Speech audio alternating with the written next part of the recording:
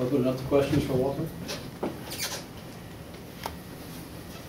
How much your life changed in the last week? My life has changed extremely. Now I'm a professional athlete, and my next goal is to get some gold medals from the Olympics. Right away, when you finish second in that 100, does your life change immediately? I mean, do they you're on the U.S. Olympic team at that point. So what happens then after you finish second? Do they take you into a place and have you fill out? I mean, what goes on right away after you finish second? After you place, it's kind of surreal.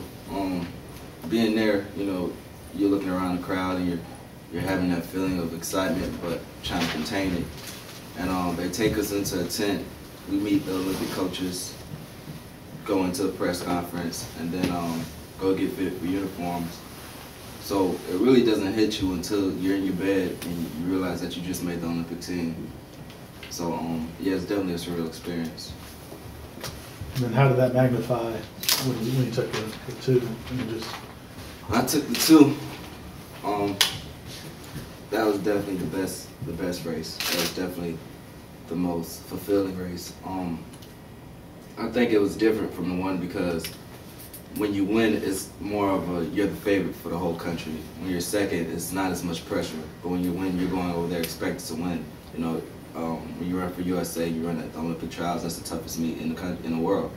And to win at that meet, you're expected to go to the Olympics and win that race. So it was I definitely felt like I was the favorite for that moment.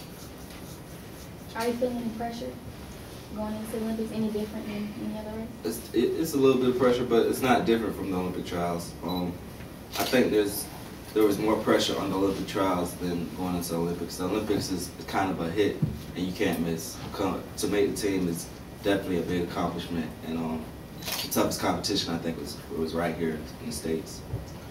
You said you're now a professional athlete. Can you kind of go into detail a little bit about what you've done as far as taking that step, making a living doing this? First thing I've got is a couple meets on my list. I got to go to Stockholm and run over there. I got an agent, Kim in Holland, still negotiating contract deals between Nike, Adidas, and Reebok right now. And definitely dealing with that is definitely a big difference than just receiving your scholarship check in your account. So it's definitely a big difference than what you're used to for the last 4 years for college.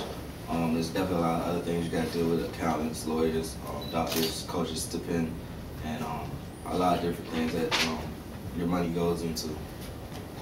How do you prepare for that? And team sports, football, basketball, baseball.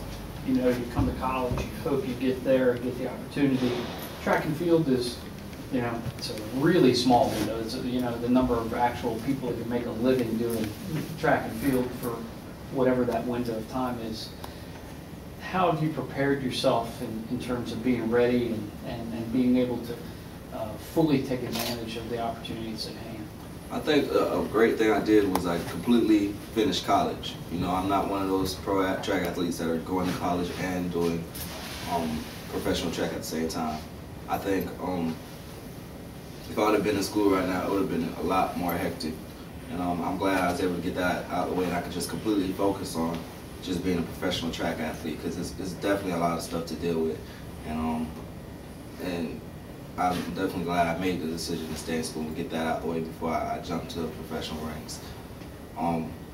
It definitely comes a lot more than just getting the money and basically running track. There's a lot more that goes into it. There's a lot of marketing, a lot of sponsors that you have to get, and it's a big difference.